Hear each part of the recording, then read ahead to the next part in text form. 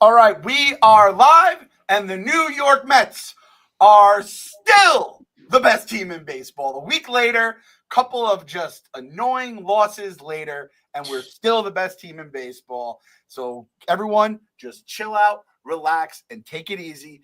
David Stearns is cooking. And what's David Stearns drinking while he's cooking? He's drinking himself a Coors Light, because we got to believe it's presented by Coors Light, the beer that is made to make you chill, which God knows we need during the baseball season. Even when things are going well, you're going to have your bullpen moments. I'm going to basically call Ryan Stanek Mr. Rockies now, because it's Rocky when you watch him, and you got to drink those Blue Rockies when you're watching them. So when you're juggling work, family, and life in general, it's easy to feel the pressure, but that doesn't mean we have to lose our chill. Besides, you never know when life's inconveniences can turn into a great story you tell later with a Coors Light in your hand. Coors Light is cold lagered, cold filtered, and cold packaged for a smoother finish. And God knows we need some smoother finishes coming from our bullpen.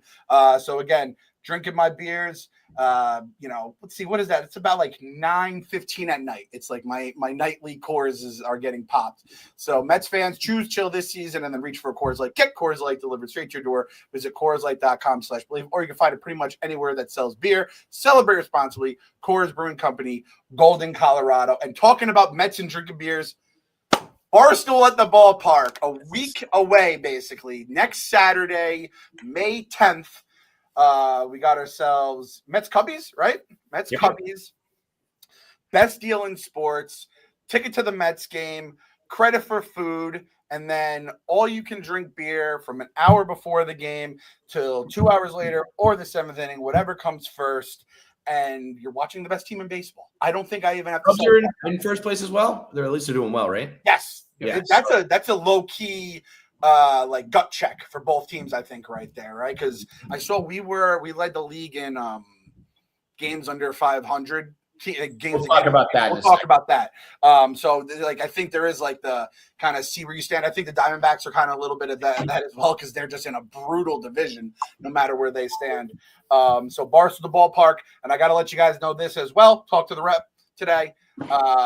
Basically, we have until Sunday. After Sunday, then they're going to start releasing tickets to the public as well. So that section will be all Barstool the Ballpark, but anything that's not sold for Barstool the Ballpark, they're going to open up, and then you have the chance of selling out. So if you want to go to Barstool the Ballpark, get your tickets now. You can see it at all our socials. You're right there, right pinned. We have the link to it. So I'm going to go out on a limb here and say that the game itself is going to sell out, because the crowd is packed on a Tuesday. Yo, let me say this. Incredible. I've said this before, and I just want to do it every time. Enormous shout out to the Citi Field faithful for really the first time. If we're being serious, Citi Field is like a place. Like, you mark it down on your calendar. Like, we don't want to go there. You don't want to be on the road playing in Citi Field. They have done an unbelievable job, and I really want Barstool and We Gotta Believe to be a part of that. So be involved, be loud, wear your costumes, drink your Coors, make it an event, make it a spectacle. We'll all be there taking pictures. We'll go to the block party beforehand. If Mets fans are going to be like a force, we got to be a part of that. So make sure. And I don't want them to be like, hey, we got to open it up to the regular people. Sell this shit out. Prove to them that we can that we deserve more tickets. We'll do this. As long as we keep selling, they will keep giving us more dates.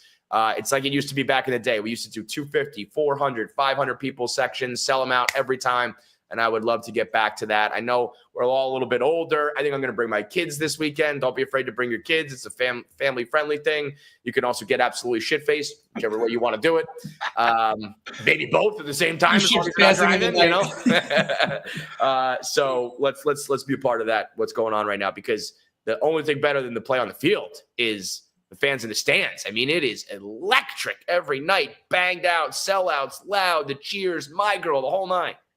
The Mets are playing well when the celebrities start showing up early. Tom Hanks and these people, that's huge. I do not want to see any regular people in the stands. I want the freaks out. I want the freaks, and even the family with the freaks. There was with the dudes in zombie shit. Was that like a movie promotion thing? Walking Dead. Yeah. Walking Dead. By the way, Walking Dead still being on the air is fucking insane. They went to New York now. Jeffrey Dean Morgan was there. Get out of here! It's insanity. But Insanity. I mean, we kind of have our own little group of, freaks where we have the people where you kind of just get to know the regulars. Again, my guy who wears the Jay Bruce shirt for like a decade now, it seems, who looks like, calls himself Fat Sam Darnold. We just have like the regulars, and then we have kind of just like the fucking beer snakes and all that. And again, it's just nothing but good vibes. So the kids come, everyone's happy. I'm hoping in center field. I'm hoping the aliens all be there. I don't know if Yes. I don't know if the Clemmers. Clemmer has already put in his reservation for the entire season of Barstool. There you go. Okay, good. By the way, Clemmer, 7-0 at Citi Field this year, which, I mean, basically, I think there's like one game you basically couldn't. Yeah, I was going to say, I don't want to, good for him, but pretty much everybody is, 7-0 if they go to the games. Yeah, actually, if you were there at the game they lost, don't come to Barstool. Okay. You're the problem. Everyone else is allowed. However, yeah, it's been absolutely electric. When Cohen called us out before the season, it was like, I want to see Citi Field back. There was a part of me that was like, Steve, there's a chance that like by June, July, you're going to get that. But April, right away, man. Now we're turning into May, and as I'm getting older, I'm like, I don't really want to go out in 50-degree weather. Well, that's the thing is it's got to be, there's got to be a new crop of people. Like we did our thing when you're in college and 20s, and you just buy a ticket and you go and you get hammered. And then it's your job to be, if you're 20 something, you got to make sure you're there. We pepper in our appearances, bring our kids when we can, get out of the house when we can. But it's the youngins that got to really bring the vibe. So do your job. Do your job. We dress up in rally in pimp garb if you want to. You want. I'll even allow a grimace. It's a year old, but wear whatever you want. Let's go nuts. And that's the best part is I just love the fans. Everyone, and then he's like, now you're seeing Tom Hanks. You're seeing Apatow there. You're seeing like obviously all the celebrities, and that's during like that was Tuesday night. I'm like, this is a Knicks playoff game night, and people are heading out. Yeah. So I shout out everyone who's gone out so far, and again, I think it's only going to get crazier and better. And this isn't the Wilpons saying like, oh, we need to recoup the Soto contract because Steve takes all the money and then reinvests it in the team anyway. Like they literally every year we're top of the return. You have to do your part. Like ownership's doing their part. Players are doing your part. The fans are like the third leg of that, like that triangle. Like if everyone, when the Wilpons are around and the team sucks, I don't expect you to spend your money. I don't expect you to go out there with the passion and the fire. Everyone else is clicking. You got to do your job too. All right, so we said everyone else is clicking, and I wanted to do this, and I guess it's easier with 3 than 4. Meek said he's going to join in a little. Meek Phil has become Pompous Phil. He's now Mr. Big Shot. Too good. He's got other endeavors. Yeah. For Dave too. He's throwing the big guy around. Yeah. Oh shit. I wanted to do this little segment here. So obviously AJ Minter's hurt, might be season ending. Danny Young, now they're saying maybe Tommy John, which I hate to admit, that one hurt a lot more than I thought it was going to, even like 2 days ago. I know. Where are we at with the circle of trust in the bullpen right now? The bullpen trust tree. Where do we stand? Okay, so this is how I'm going to start this. The core, the number, like in the circle of trust, die hard, fucking the roots of the tree right here. Which of our bullpen pitchers are down there for you? Let me pull up like the exact. I'll pull up the 40-man roster.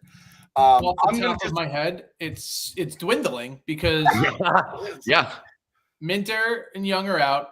Buto needs to go back to being Buto because he was much better before he put the accent over his O. What is that, by the way? That's reminiscent of like when it was Beltran and Beltran and. What now? All of a sudden, it's Buteau. Give me the butt man, bro. This is crazy. He's been terrible. Rhino was my guy, and he is no longer my guy. He has just become, I think, like a regular bullpen guy where like he'll go out there and throw 100 miles an hour, and I think he'll still have some innings where he gasses you, and then he's clearly just had an absolute mess of a time. I think, oddly enough, like I feel like Brazaban is in the circle right now. And I'll tell you who's really in my circle. Truly, whoever Stearns picks next. like I don't know if they will have a season's worth, but when he brings them up, they perform. So for the next like couple starts here, Waddle, my boy Waddle, is going to be, I think, lights out. Now, whether that lasts, I don't know, but it's almost just next man up. Whoever Stearns plugs in. at least is going to have, maybe a couple outings where it's like the book's not out on him yet. We don't know what his stuff is, and he just keeps this shit rotating. He threw 4 1/3. Yeah, I think is Waddle. He threw 4 1/3, and then by the second inning, I saw a meme saying, "Get ready to unlearn Korean, buddy," because he's been in Korea since like 2001. I think that guy was pitching against the Dinos in the World Series there in fucking 2020. Unlearn Korean is fucking great. No, but I mean, it's Diaz. Is Diaz in the circle of trust? That was my first question. Is Diaz in the circle? He's got to be, because you know what? Even his last couple outings were. Oh, what was the term? I tweeted this. Howie Rose used a new Yiddish term. Well, not new. It's new to me. That I had never heard, and what was the last new Yiddish term created? Like definitely 5,000 years ago. Fuck. Let me see if I could find it. He used this term to describe the way that what's Howie Rose's handle? Is it just Howie Rose? Yeah. Dude, the search on Twitter sucks so fucking bad. One of the many things that was somehow gotten worse on Twitter over the years, right? Yeah, he was basically just describing how Diaz is like a little bit of a mess. He goes out there, walks the first batter, goes 3-0, loads the bases, still gets the job done. I can't believe my Twitter won't find this. I'll find it at some point. But he was like, it's a bunch of mashugana from Diaz, and I was like, that's exactly what it is. It was like an onomatopoeia. Mishigash, that's what it was. Yeah, he was like, Diaz is out there. Diaz is doing his Mishigash, and I was like, it's Mishigash. You just got asked Mishigash. You just fucking Mishigash. Why do you got to make me nervous? Why do you got to make me sweat? But then Alvarez goes out there, calms it down, and he just gasses motherfuckers. I still will put him in my circle of trust. He's not 2022, of course. No one ever basically will be again. But to me, it's Diaz. I still love Reed Garrett. Reed Garrett's in my trust. Max Kranick, I think, is like you got to put Kranick in there. So if I had to do 4, it's really more like 3. I go Diaz, Garrett, Kranick, Braziban. Yeah. Right? I mean, am I wrong? Like he's been, he's got a 1.4 ERA. Yeah, I mean, he gave up the run against the Nats, but it could have been worse. And against St. Louis, 35. Yeah, he's old. Whoa, I did not know that. He's also 6'3", 155. No, that's his listed height. Oh my God. Is that like kilograms or something? What the fuck is going on? That's insane. He's like Clemmer, dude. What the fuck? I will say this too. He's a Dominican 35 and with passport issues because like he was getting deported on the Marlins before he got traded to the Mets. It was like a whole thing. 45 then. We have El Duque. This is El Duque, basically. Yeah. Dominican El Duque. That would be my only like true trust tree. But I'm not so down on them. Like Rhino is not at a point for me where I'm like if he has a couple more of these, he'll be on the outs. But I still think he's got good enough stuff that it's like, all right, you're not going to be perfect. You're going to go. I think he's going through his, it's peaks and valleys, and right now he's in a valley. I think almost all these guys are still like pretty capable. Like there's not like a Aaron Heilman who I'm like, I cannot believe we still give this guy the fucking ball. It's still early. If these, we'll see what happens. But it gets exacerbated because it was 3 straight appearances by Stanek. He's blown the lead. Yeah, that's why he attributes to 3 losses. Or you're getting on the verge. Also, what helps is we're still winning most of these games, and you're still in first place. We were under 500. It would be a different story. That's the beautiful thing about Soto struggling a little bit, the bullpen blowing some games here and there. As long as you keep winning or at least stay on top, then when those guys get hot again, like everything's all good. And that's why I'm all right. I always feel like April and even May. This isn't much about Mendoza saying, all right, I can trust this guy here. This guy's better here. I think he said, let me see if Stanek can be the closer when Diaz is unavailable. I think Stanek pitched himself into the 7th inning now, which is fine. Like, we need guys in the 7th. Fuck, we need guys in the 6th and sometimes the 5th, which is part of the reason why this bullpen, it's like guys are starting to break down. You're like, that's also going to potentially come with it. We said this last week. We said, hey, guys, there's going to be a correction. Fucking the owner tweeted it, but there's going to be a correction at some point, which was crazy. That was insane. And at that point in time to tweet that was absolutely nuts. That's a finance guy being like, hey, it's not all profits. There's going to be some loss. I honestly think that if the game is going to shift as much as it has and as much as it is, I think they need to change like the roster rules because I think you need, if you're going to have guys pitching the 5th consistently as relief pitchers, I think you need like a 16, 17 man bullpen. Everybody's going to burn out their bullpen if starters don't go into the 6th anymore. It's just like math. And it's crazy that we've used so many bullpen guys and like no names are coming to mind for who's in the circle of trust because it is such a short list. And now that you have those 2 guys going down, now it's just a revolving door of Urania, Waddle, Davinsky, whoever the fuck that guy was that blew the game yesterday, shouldn't have pitched 2 innings. But like you're going to get into that situation now where it's like this guy comes up, this guy goes down. And like that's Stearns' strength. So you hope that he finds some sort of diamond in the rough. But I've already seen people like calling for us to bring back Robertson because I think you need somebody to come in and pitch, like eat up innings because Kranick and Buteau, you need another guy. I almost think it's the opposite though. It's like, I think we're heading more towards like, you need to do what Stearns does, that it's like this plug and play. There's just not relievers that there used to be, the same way there's not like, it's just pitching in general is like a crapshoot where you can't rely on a starter to go 7 innings and you can't really have these bullpen guys that are like big money, long-term contracts that pitch well like every inning. It's like you got to have a rotation of like 20 guys that come up and down and in and out and leave the team and come back and all that shit. Because to me, it's a crapshoot more than ever. And that's why I feel confident about like if this is going to be the new normal for us. Stearns clearly knew this was going to be the case going into the season. This, I think, is his baby, this method. So he's clearly like, all right, these are the guys that are in the minors. We're going to bring them up. And like, I don't want it to happen. I think he's been pretty good as a starter. But, like, if you have to move Clay Holmes to the bullpen, right, because Minaya comes back and Montes comes back, like, you have a guy who can be a lights-up bullpen guy in the rotation. I don't think that will happen, but usually the starting pitching works itself out with the injuries as well, right? Everyone's like, what are we going to do when Minaya and Montes come back? I'm like, don't worry. The baseball guys will take care of that for us. Yeah, we'll need more after those guys. Tyler McGill, you move him back to the pen. I think that's probably the prime one because Clay's been good. And if you're going to have him be a starter and you paid him starter money, you kind of have to. I think we're just destined to talk about Tyler McGill forever. Yep. Like, is he a starter? Is he a reliever? Is he good? Is he bad? Tyler, Silor. Like, we're just going to be doing this for another decade, apparently.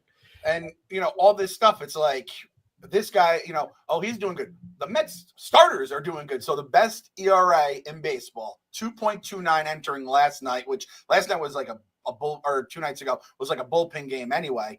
2.29 Mets ERA. Tigers are 3.03. That's almost a full run difference. And it's not like we're doing it with Randy Johnson, Kurt Schilling, and fucking just studs. We're doing it with a bunch of guys. I heard this one.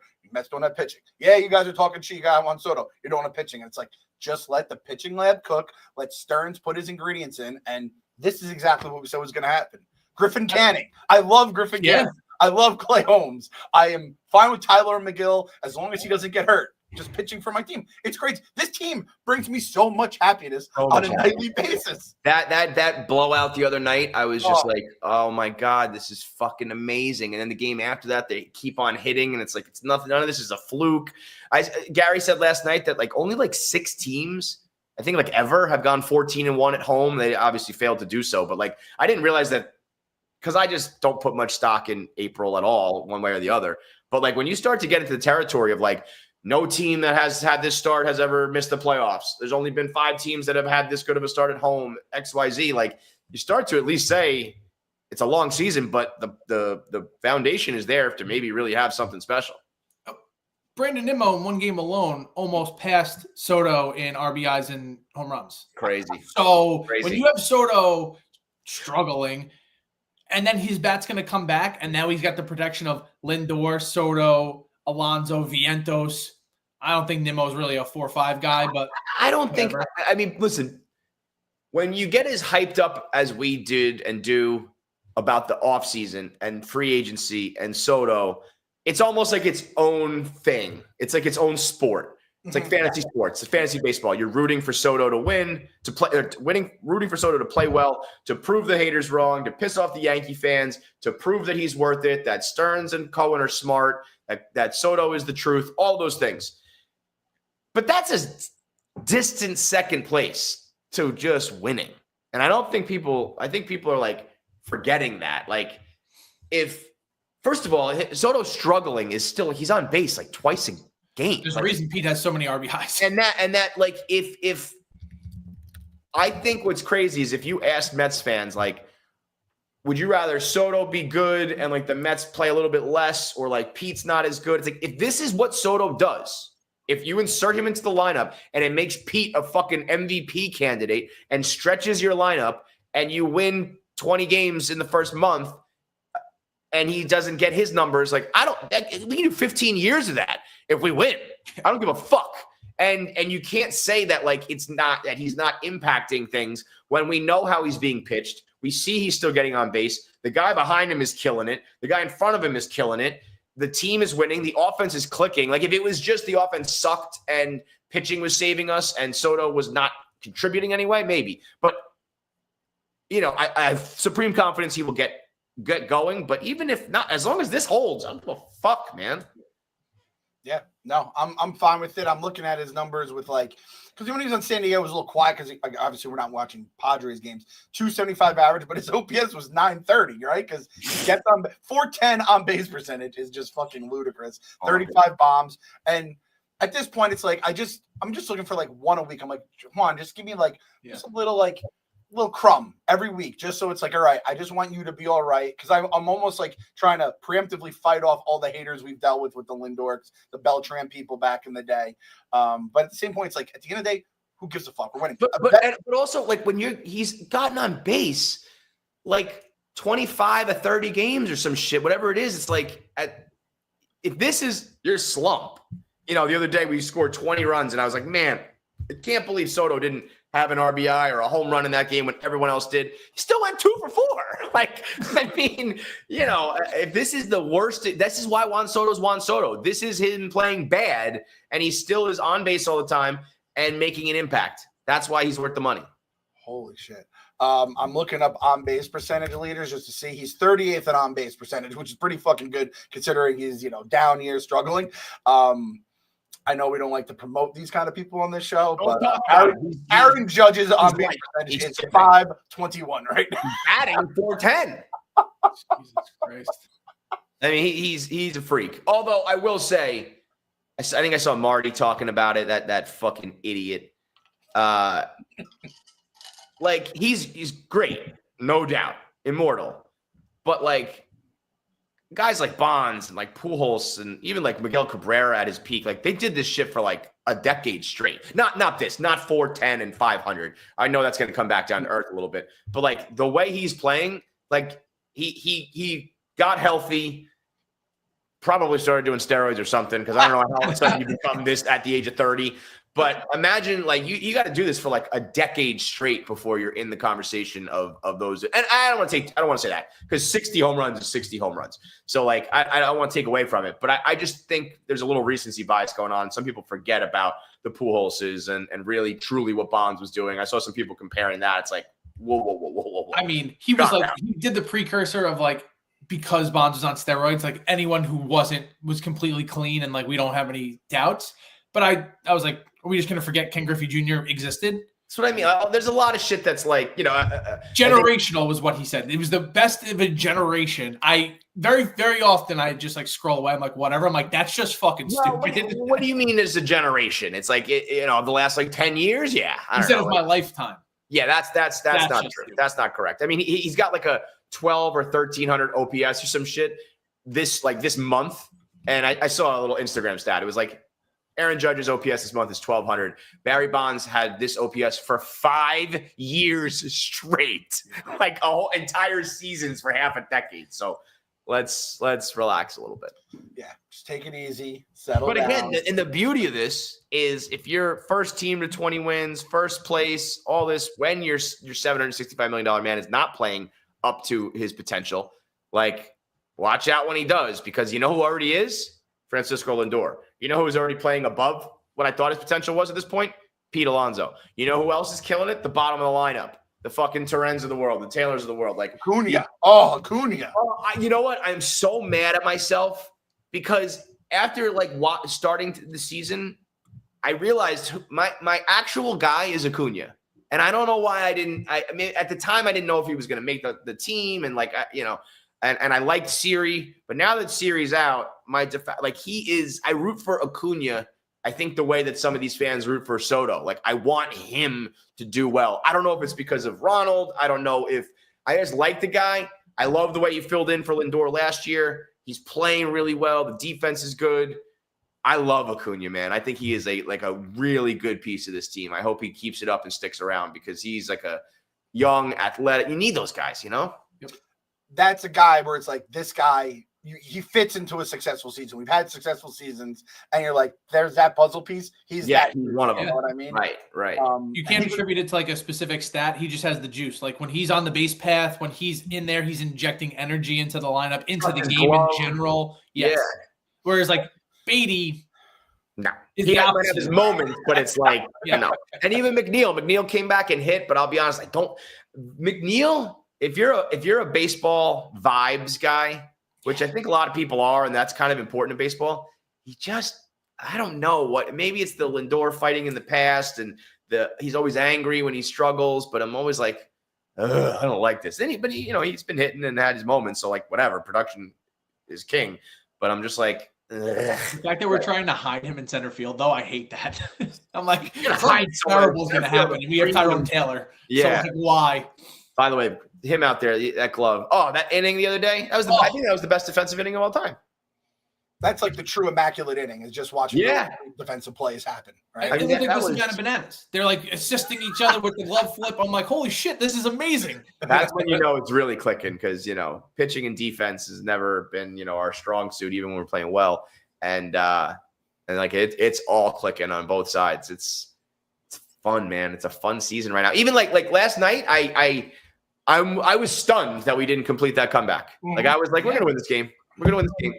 And it would have been nice to have against the Diamondbacks and against a good pitcher, because I know that the narrative right now is this is such a Mets thing. This is such a Mets thing. Like nobody else gets this treatment.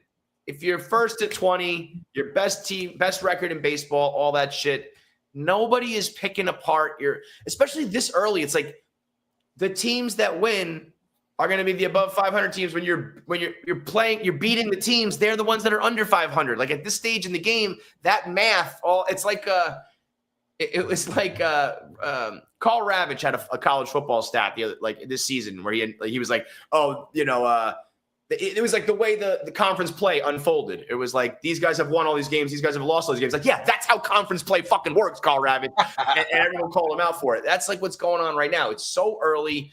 And you're playing teams that eventually will be over 500, that were under 500 when you played them, or vice versa for other teams. And it's like, they're not playing. I think I saw that their schedule was either like 10th or like 13th. Like it was like 13th strength of schedule. It's like just a normal schedule. The Cubs have played a really hard schedule. Give them the credit. But to take away everything the Mets did when they're just like playing a regular ass schedule and beat the fuck out of everyone is just such a weird Mets thing, that there's just always this pervasive feeling of wanting the Mets to be bad, and I don't know why. Unless you're playing the NL West every single game, that's the only time where you're like, oh man, they've just run through the gauntlet. Because like for us, Mark Gooden tweeted out, he was like, Mets opponents have a 0% winning percentage in Mets games. Yeah, it's like, no shit. If we're winning all the time, then every other record from the teams are going to be shitty. And like, what? We just don't count that we beat the fuck out of the Phillies? Like, right. I don't know. These things, the Cardinals, maybe they're like, the Cardinals are like a strong franchise, like always. That series just doesn't count. When one of these teams that we did beat that you think are bad turns out to be a better team than expected later this year, no one's going to retroactively give us credit. Oh, you know what? That actually was a pretty good team when the Mets beat them. You play who's in front of you. They're beating the fuck out of everyone. I'm not worried about it. As Alonso said in training day, remember that guy in the wheelchair? Who do you think put him there? That's what the Mets are doing. They're the ones who are getting those wins over those teams and fucking up their records. So, hey, good times. Like you said, that blowout the other day, I went to see Thunderbolts with Robbie, so I wasn't able to like watch the game. But I'm just checking on my phone, and I'm like, we're up big. We're up bigger. And I'm like, now we have a laugher. And it's way too early to say this now. But like the way I felt watching that on my phone was the way I watching it on like my flip phone in 2006, where it's like every single night you're like, all right, 3-0 first inning, we're off, and you knew the pitching was going to show up, the bullpen should hold it, and the offense might pad it along the way. And like you said, the only issue we've had this year that has been like just hard to swallow is runners in scoring position, which you watch Twitter. Like, look at Twitter. Everyone's complaining about it. The Rockets dying on Twitter every time the fucking Red Sox leave guys stranded. He is dying. But also, when you've got a 20-run game and like, I don't know. Yes, it's almost like you're a victim of like a great offense because you're always in scoring position. It's like you're not always going to come through in those in the clutch. And a lot of other years, we just wouldn't even have guys on base. So the runner in the scoring position becomes this, it's a little bit misleading because it's like if someone's always on second base, that's a good thing, Yesterday was the first game that I actually thought Soto was pressing, though. Like 3-0 swinging and flying out the opposite field and not like hitting the ball like with a it's not like he lined out. I was like, okay, he's just trying to come through at some point in some moment. Because every time he comes up, you're like, is this going to be his Mets moment? Is this going to be where he breaks out? Whatever it is. That was my biggest takeaway. But Clem, you had the end of the game, bases loaded, Alvarez up, and you tweeted or you texted us. I whisper.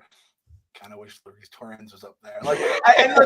This is how it goes. You love the backup quarterback. You love the backup and fill in the position here. And obviously Alvarez is our guy. He's a fucking baby. But it's like Torrens has been so good at just situational hitting, and it just sucks that it's come back like this where Alvarez is going to play, but when he comes up short, like sometimes he does, and you're just like Torrens would have done something there. Well, I could be dead wrong. I mean, he's obviously good enough. He's a great catcher. Seems like he runs the game really well. Good defensively, and his bat's like fine. But part of me is like, sometimes I'm like, should he have been one of those guys that get called up at 21? Like that's like a short list of guys who are like, you know what I mean? It's like, would he have been better, like developing a little bit more, just mashing a little bit more? Maybe I'm wrong, but I don't know. It's just sometimes I'm like, it's taken a while for this guy to get there. Maybe he just should have been doing this in the minors. I think that like the AAA commissioner was like, get this guy out of here because he's fucking killing. And let me see. I feel like he was crushing in AAA. He was like lights out. So at some point it is. No, he was 250 in 23, and 22 is when we called him up. He was 234. So yeah, he wasn't crushing AAA as much as I remember. I think it was AA. Maybe he was hitting dingers. I don't know. I feel like he was hitting dingers though. He had on 45 games, he had 9 home runs, and then in AA he had 18. I mean, all of this is like, I don't know. I mean, I trusted that like baseball. They're like, we got this 20-year-old phenom. Okay, but sometimes I'm like, I think maybe he should have just had more of a regular trajectory. Let's go back in the way. Let's see. Let me put my brain back into like 22 and then 23. James McCann was catching Omar Narvaez. Yeah. I would have killed somebody if those two guys kept catching for them. But had they had Luis Torrens, like, you know what I mean? Like maybe it would have just been like, we're good right now. Luis Torrens had to go from A-ball to Major League Baseball because of the Rule 5 pickup. So they were like, he was supposed to be like this big prospect, and it was like he was just waiting in the water. Trying to keep his head above the water this whole time. And they're like, well, maybe it's just clicking now because he's like 31. Yeah. So some people are saying, like, should it be split 2-1 Torrens to Alvarez while he's like you can even say it's like rehabbing his way back. Like, oh, you just want him to get his feet under him or whatever. Because like that ball was directly down the middle. And he went over on it. That was tough. But I also like at the time I was like, he's gonna do this. Like everybody's hitting, everything's clicking. So I don't know. So we talked about the pitching and how baseball guys usually take care of it. Same with catching. It's like if my catchers, either of them aren't catching every day, that's a good thing. I want to keep both of them fresh. And again, Sanger has given me way too much confidence for a third catcher in the franchise. Bro, sometimes I really don't know who we're talking about because I don't know, I don't know accents. I'm like, wait, do you talk like Mike? Are you saying So again, these are all good problems to have right now when you're talking about the backup catcher being good and which of the bullpen that has like the lowest ERA in baseball you trust the most. But anyway, baseball is back. There's nothing like getting to a baseball game, especially last minute, especially when your team is winning more games than anyone else in baseball. Lucky for me, I always use GameTime, the official ticketing partner of Barstool Sports. GameTime makes getting tickets faster and easier. Prices on the app actually go down the closer it gets to game time. And I was looking for tickets to a game that is today because we're getting close to game time today. And I don't know, $5 for a seat in the promenade, $2 standing room only, or we're doing Metropolitan Box. We're doing like right there on the field, $40. Row 14, section 123. You can count how much you're saving there. It's so good. So I saw the amazing seats there. $40. You can put those savings back in your pocket and spend them at the ballpark on a hot dog, a new hat, or some good old-fashioned Cracker Jack. What are you waiting for? I'm going to buy my Mets Diamondback tickets now with GameTime. So take the guesswork out of buying tickets with GameTime. Download the GameTime app, create an account, and use code BELIEVE for $20 off your first purchase. Terms apply. Again, create an account and redeem code BELIEVE for $20 off. Mama Meek swears by it. She said she's gotten the Game Time tickets with the promo code BELIEVE. Says everything was great. So download the Game Time app today. What time is it? Game time. And I wanted to take this part of the podcast, carve out a little time here to honor an absolute legend of Citi Field and the New York Mets.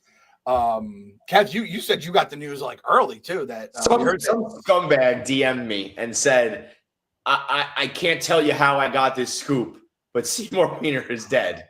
And he goes, if you want to break the news. And I was like, I guess I shouldn't be surprised because there are people out there on the internet that probably would have been like, I want to get the Mets credit, but I was like, I'm not going to like that guy has a family. Like they get to decide when they announce the death.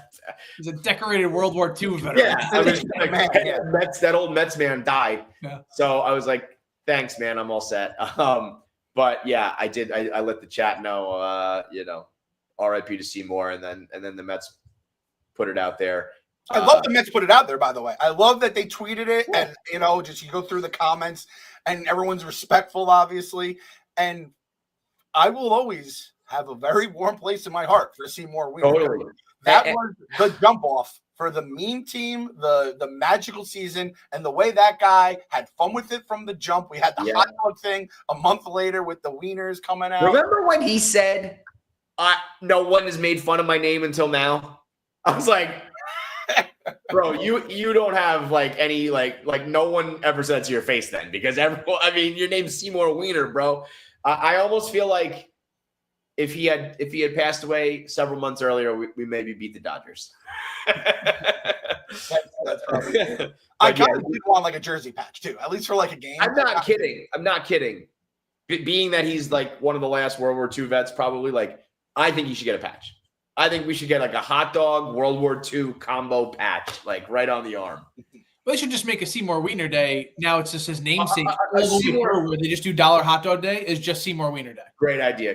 Do like a Seymour Weiner bobblehead. Keep his name alive. Yep. Do a dog discount bobblehead. Wait, why was the dogs thing? They just made that like after the fact. He didn't have anything to do with that, like hot dogs. They were already going to do the $1 dogs, and then when it blew up, they were like, "Oh, let's just take his picture and put a hot dog in the same Photoshop." So yeah, make a Wiener Day every. I think that was early on, right? That was like April, like early April, like one of the first games of the year. $1 Dog Day? No, the Seymour opening day. It was opening day. So it was like I remember I was like, I have to blog this. The Mets veteran of the day on opening day is Seymour Weiner, and what we thought the season was going to be. I was like, what's going on? Why can't this team just be normal? It's one of my biggest videos ever on my Instagram. It's got like 3.5 million views of like, I was just like, you're not going to fucking believe this, dude. No way did this just happen. And I didn't think I thought it would be like viral within the Mets world, but that went everywhere, man. Everybody got a little piece of Seymour Weiner. Everybody got some Weiner. And he's a really nice piece of like Mets history that, if it was 5-10 years ago, it would be like LOL Mets, but instead it's like, fuck yeah. It'll be a bar trivia question 10 years from now. Yes. Did we have him on the OMG shirt?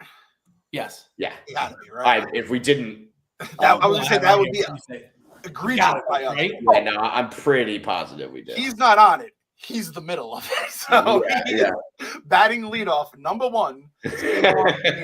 Number one. I mean, he was the guy. He set the tone day one. We had no clue where that season was going to go. We should almost rank it's like Seymour, Grimace, Rally Pimp, Glizzy Guy. Glizzy Guy was the one oversight on the OMG shirt. Yes. I think we missed him. Front and center. Haktua, obviously Candelito, who was an actual player. But yeah. I'm saying as far as non-players, though, it's got to go Seymour, Grimace, Rally Pimp, Glizzy Guy, Haktua. I think that's fair. Yeah. Lizzie guy didn't make the shirt. I know we fucked that up. Sorry to you, bro. And he came on the pod. He was. I know. It's like we could have had him with his hard hat on. Remember, he was like local. I'm local, like 394 or whatever. He was on like 3 hours of sleep. I love it. I gotta go straight to work. Yeah, we fucked that one up. Sorry, bud. And that is the epitome of what Mets fans are about. Is like just that kind of thing, having fun. That's why I heard like who was it? Someone on the radio was like criticizing the hats. I heard the Mr. Met with the sunglasses hats, and they're like, "Oh, this is so Bush League." It's like, no, we're the fucking Mets. We have fun. We're fucking sucking Grimace's dick. We're the reason that Bartolo Colon became a meme. The big sexy shirts you had, like, we're just different. We're a different fan. And when you're losing, it's lame, and when you're winning, it's fun. Yeah. It's like, we don't take ourselves too seriously. We have a good time. When you're losing, it's like you're try hard, you're cringe, all that shit. I get it, but we're winning now. We're a good program now. We're a good team. So now we get to have some fun, and you look like the no fun police asshole when you're crying about it. Also, by the way, everybody is kind of doing this now. Like in the beginning, when it was like only the like Mickey Mouse franchises do like the light shows and these little like themes and dances and shit. Now it's like everybody does it. So shut the fuck up. Yeah. And you see Grandpa Joe in the stands. The guy looks like from Willy Wonka. The orange blue suit. No, I missed that. I don't know. These people like just like who put on a costume to go to the game? I love it though. Yeah. I love the more the better, man. And there really is like a good home field advantage going on right now. I've got Sunshine shirts on sale with Lindor. He braided his hair back up right after we put the shirt out with like the curls, but whatever. There's always these very natural things that occur because the fan base is like plugged in and interactive and a part of it all. And the Mets fans are like Jekyll and Hyde. There are times where I'm like, we are the worst fan base ever, but I feel like we kind of weeded out the Franks and the Lindorks, and now like we're in a good spot where it's like a lot of the good and not a lot of the bad. I do think, and granted, like it could have went a different way. I think when they said to boo Soto, there was a time when the fan base would have listened, booed Soto, and we look like assholes, and he goes mired in a terrible slump. And I think the fan base is like, nah, fuck that. We're not doing that. We're going to give him a standing O. And I hope we keep with the standing O's. Let's go. Every at bat. That's crazy. Yeah. Grandpa Joe from really Grandpa Joe. Yeah. Wait, that's not the old Jewish man, is it, from Instagram? You know that guy? He always has a different sign, so maybe he has like a thing. Old Jewish man is, if you don't know him, his account is Old Jewish Men, and he has this thing on Instagram called The Chicken Show, and it is like Eric Andre meets an 80-year-old Jewish man. It is bonkers crazy. Do you remember when there used to be guys in suits that would kind of look like the suit he was wearing? They go around the upper decks. It would be Cowbell Man was the one guy, and then they'd sometimes like rally around. I'm like, oh, those guys, but they never really stuck like Cowbell Man stuck. You know what I mean? Probably they have Patch Man, Cowbell Man, Pin Man. Pin Man, yeah. They're at every single game. I don't know how where that money's coming from. Seriously. Good. Hats off to them. That's the weird side of New York. The Mets embrace the weird side of New York. That's my favorite part about being a Mets fan. Yeah, we're the weird losers who now like are getting a chance to win. Who's the guy that's in every movie that's in New York that has like the radio box? You know what I'm talking about? I know you're talking about, but I don't know his name. They purposely put him in like every movie because it's like he's New York. Yeah, we need that at every game. We need those guys at every game. True home field advantage. True home field advantage. Speaking of home field advantage, if you want to bet on some baseball, bet the home teams, you got to do so at DraftKings. They say baseball is a marathon, not a sprint. Mets fans definitely say that. And that's great for us because there are so many games to bet on. Don't miss a second of the action at DraftKings Sportsbook from every game until the champagne pops and the trophy is lifted, God willing, in Queens. DraftKings Sportsbook has you covered with same-game parlays, live betting, odd boosts, and so much more. If you've never bet on baseball before, it's easier than you think. Just pick something simple you like your favorite team to win a game, and make your pick. It's just that simple, man. The Mets would be paying out right now if you're just betting their money line. And here's something special for first-timers. New DraftKings customers, but $5, you get $200 in bonus bets instantly. So download the DraftKings Sportsbook app and use code BELIEVE. That's code BELIEVE, BELIEVE, for new customers to get $200 in bonus bets when you bet just $5 only on DraftKings. The crown is yours. Our boy Clemmer is putting up his daily picks. He had a pick the other day that was an absolute dog. I think he said he won't allow more than 3 runs. I think the Pirates had 3 runs against the guy in the first inning. I was watching the game with him. He's just like, oh God. And he was living and dying with it. So it's like if Clemmer's making his picks, you're riding literally with his soul. I fucking love Chris Clemmer. I love him. He is such a, like, from the depths of the dark abyss of the Minifan show to the show. He like came through the minors and now is, in movie theaters crouched down like a freak. Oh my God. When he said he was at 109 pounds. I heard that. Yeah. 109 as like an adult is fucking, I was like 109 pounds when I was in like 4th grade. Yeah. Crazy. He's the best. I have a leg that weighs 109 pounds. Jesus, man. That's well, I want to on a somber note here. You see that video of the Pirates fan? Holy shit. Yeah. Bro, is it critical? Last I heard critical. Critical condition. I also saw something that said like they're not going to be giving any more public updates. So like hopefully he's okay. I don't know if this is true or not, but I in the video I posted, somebody posted a comment saying somebody who was sitting 5 rows behind him said he was drunk and he like just got up and excited and like fell over because it looks like it's almost like intentional. I was like, what's happening? He just gets up and kind of cartwheels himself over. So I don't know whether it was drunk or just I don't know how that happens, but I mean, he was like head over heels and like lands right on his head. It's very scary stuff. 21 feet is no joke. So they said like 2 innings before that he was drunk and took his shirt off because he has no shirt on with walls. So beards on his head. Puzzle pieces seem to be coming together. Yeah, which is just sad shit. So that's I saw someone say this is what being a Pirates fan will do to you, and I was like, Jesus Christ, God. Yeah. The internet is just like there's no leg room. If 9/11 happened today, it was like maybe you get a second between. Yeah, we've like merged like Live Leak and just like the old Facebook, and now everything just flies, and then the comments just fly as well. So it's a bananas time to live in. Speaking of the rights too, just to steer out of there. We said it sounds like SNY might be going up for sale here. SNY going up for sale. MSG, I think they're bankrupt. They might get sold to Yes. So I, as a Knicks fan, I'm kind of concerned what that's going to lead to. Probably just the Gotham Sports app, which sounds like a nightmare. But for SNY, potentially getting sold, potentially to a nice guy. Dude, the fact that SNY is as good as it is, at least the broadcast, I don't, Beer Money and New York Sports Night and all that shit's whatever. I actually kind of like. Still around? I no, it's probably not. I don't think it is, but I just always throw that out there as kind of. Yeah. But I actually do like New York Sports Night. I think that's a good New York program. Like some of the names are good, and they just you just get your New York fix. But the fact that they're that good as a Wilpons run entity, owned entity, like if you get some of the Cohen dollars and Cohen support and our dude John, what's it, John Marisco? What's the head producer of the games? Oh, I know who you're talking about. You know his name, Clem. What's his name?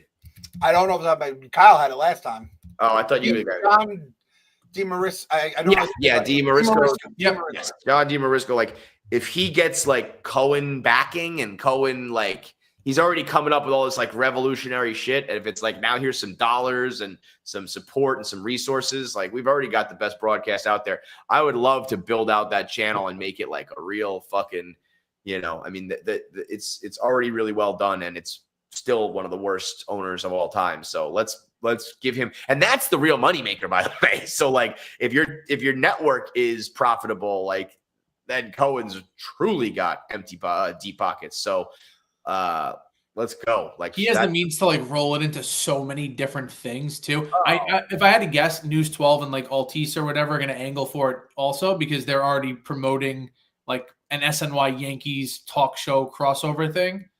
So I could see them going in on it. But Cohen's building like hopefully the casino because he's getting probably the permit for that. He just got through like some regulation with the city for the park. Yeah.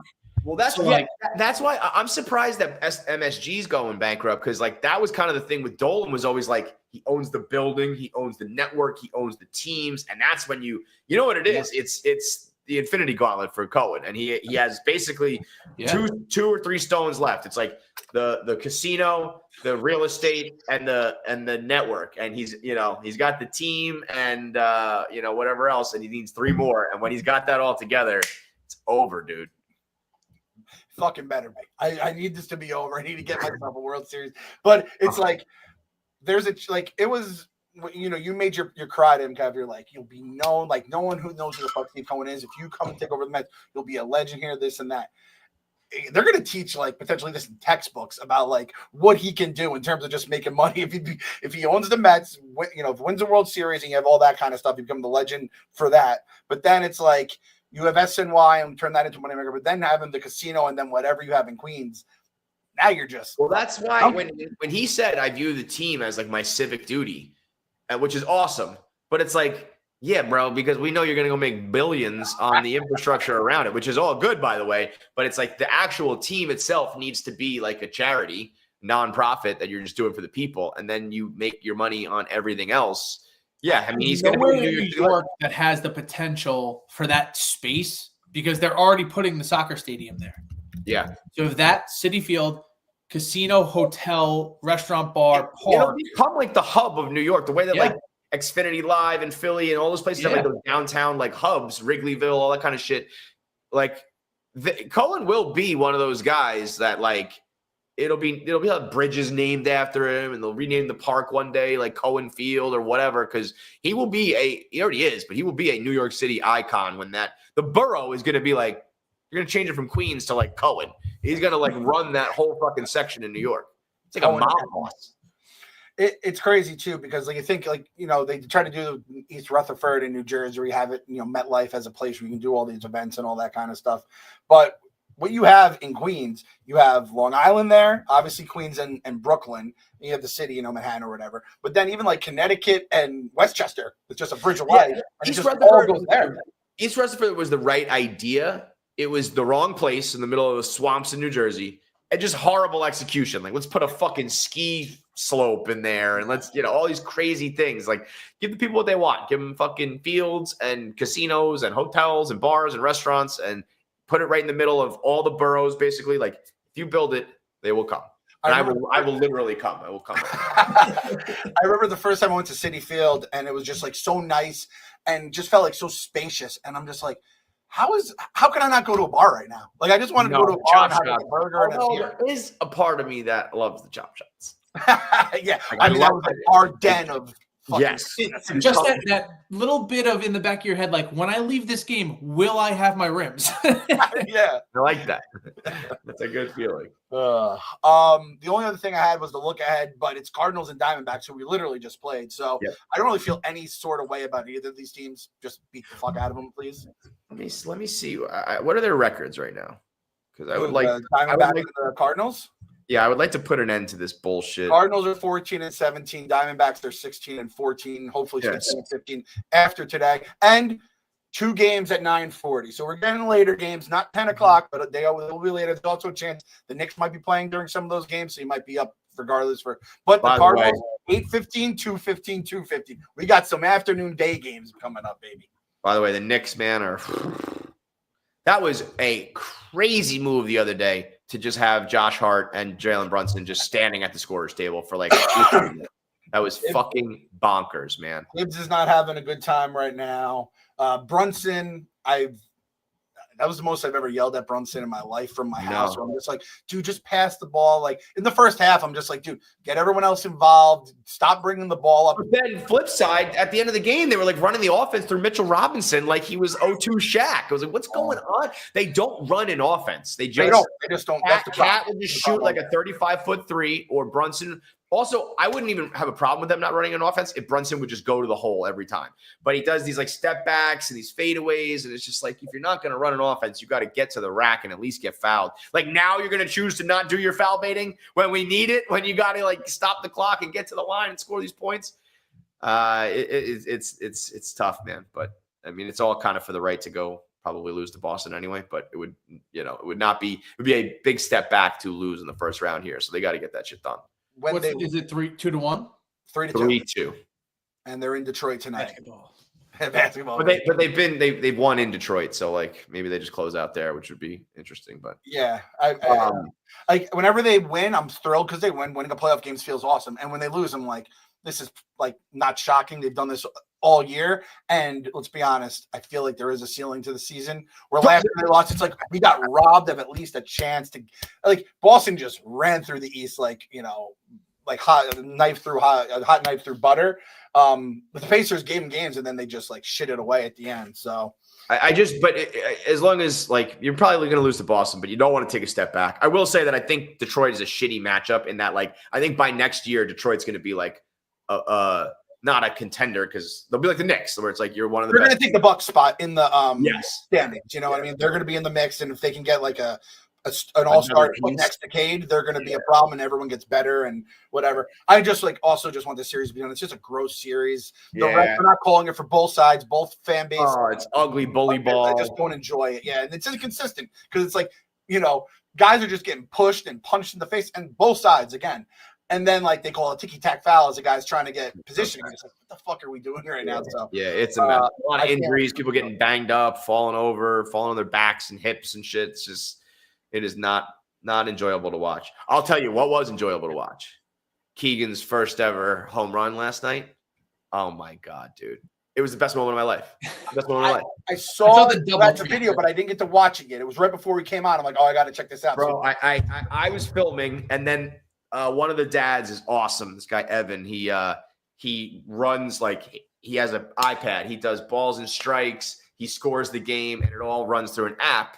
And you watch it if you're not there? Yes, he puts up a camera that's like behind home plate, films the whole game. So I had the angle from behind the plate and then me filming on the side, and I spliced it together. I put the Moneyball music in, and it's just what's funny is it's a single up the middle. Like he doesn't. It's a grounder in the infield, but it just rolls. And he runs all the way around and like got mobbed by his teammates. That the same dad I was talking about came. He brought a home run chain. So the first game we had a home run chain. He hits a home run, so he puts it on. He's kind of been a little bit of an outsider on the team. He like all the boys live in the same town, play together, so they're all nice kids, but standoffish a little bit and cliquey a little bit. And they like finally accepted him into the team and everything. And he was struggling early, and now he's hitting. So they started moving him up in the batting order, and I was like, I feel like I'm watching like a prospect, like make his way up. It was fun. And he was happy, but I was like, it was legitimately like probably the best moment of my life. I was going to Google HGH for kids. I'm not going to do that. Hey, give him it's not going to hurt him. It's going to probably help his body. It's natural. It's human. It's human. That's truly what it's all about, man. Like whenever I'm helping out with coaching the team for AJ's little league right now. It's like this is first year post T-ball. So the coach is that coach pitch? No, it's kid pitch. His kid pitch, yeah. So he's still in coach. He's just starting coach pitch for the first time, and the first game is this weekend. And I'm terrified because if you don't get 5 pitches, then you got to go off the tee. And I'm like, come on, dude, let's get a hit off there. So it's nerve-wracking when they get those hits, man. You're just so proud, and it was truly cool. And it's like the first early season was like cold and rainy, and every game I was like, this sucks. I want to go home. Now it's like beautiful. They're also good enough that they're like making plays. So I'm like, I'm just watching a baseball game here. Like it's just like getting to take in some baseball, except your kid is actually in it. And it was truly like awesome shit. It was very cool. I was excited for this year, and then people told me it's basically T-ball without the T, so it's even longer because now they have to like hit a moving object. I'm like, oh, this is going to be the longest ball sport. Sometimes, I mean, if you have a kid who's like you can't pitch, it's just like I don't know. The umps will try to help you out, but you'll just be out there. It's kind of Akil Morris sometimes. It's just like you're out there, kid. You gotta die.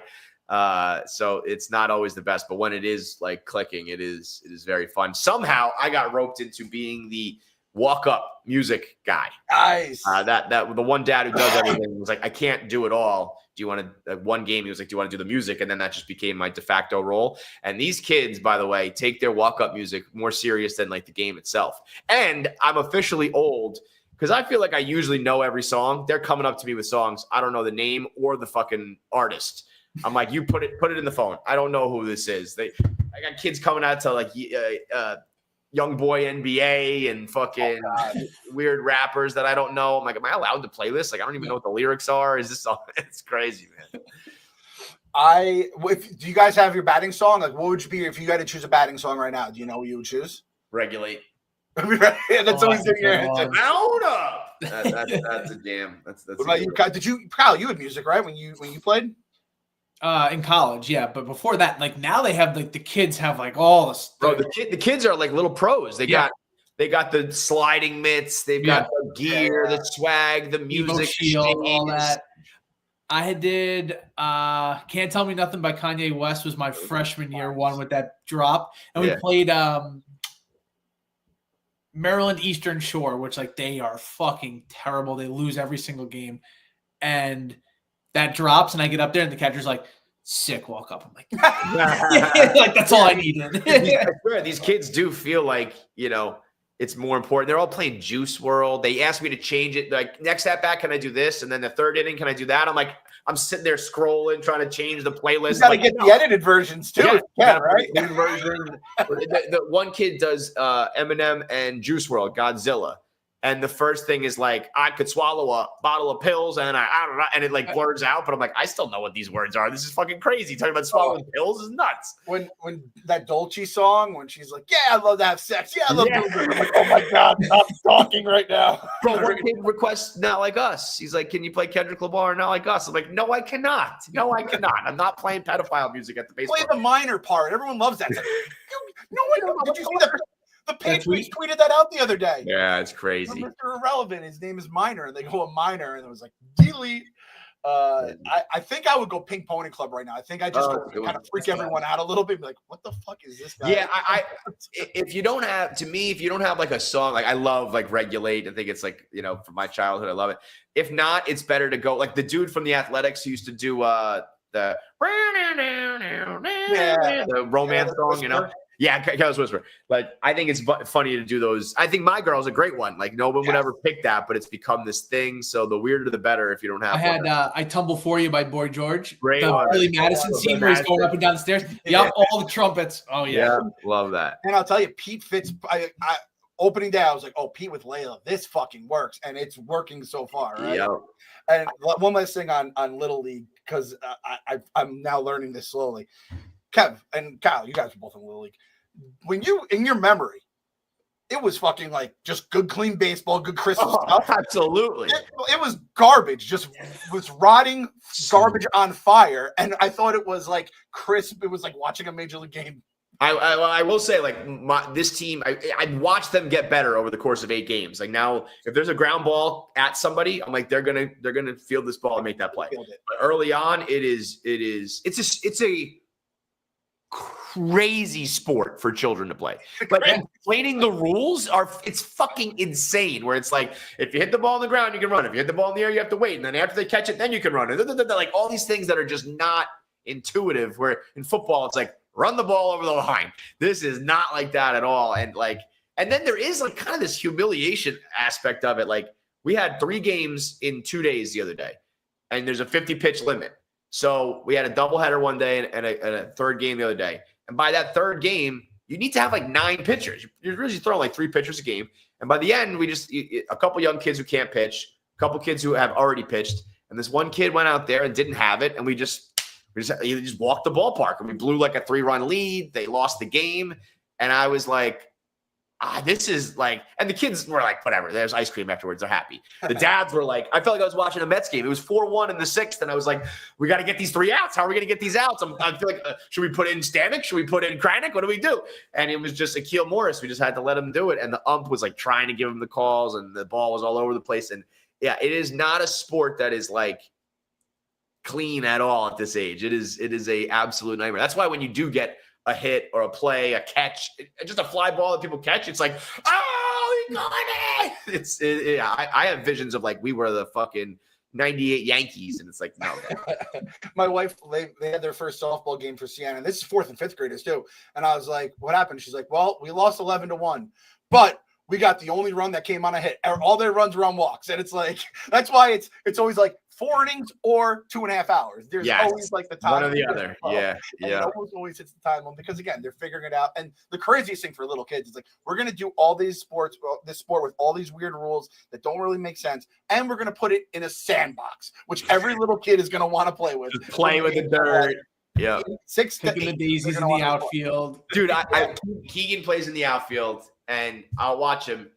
He's doing his swing in the outfield. Just like, focus, you're on defense right now. I tell you what, that doesn't change. That goes straight on through high school. So whether you got the little league, whether you got the major league, or whether you got the goddamn Knicks about to fucking do whatever they're about to do to us tonight, gotta. No, wait. You got to do that again. You got to do that like Lakers in 5. Whether you got the little league or the major league, you gotta believe. You gotta believe.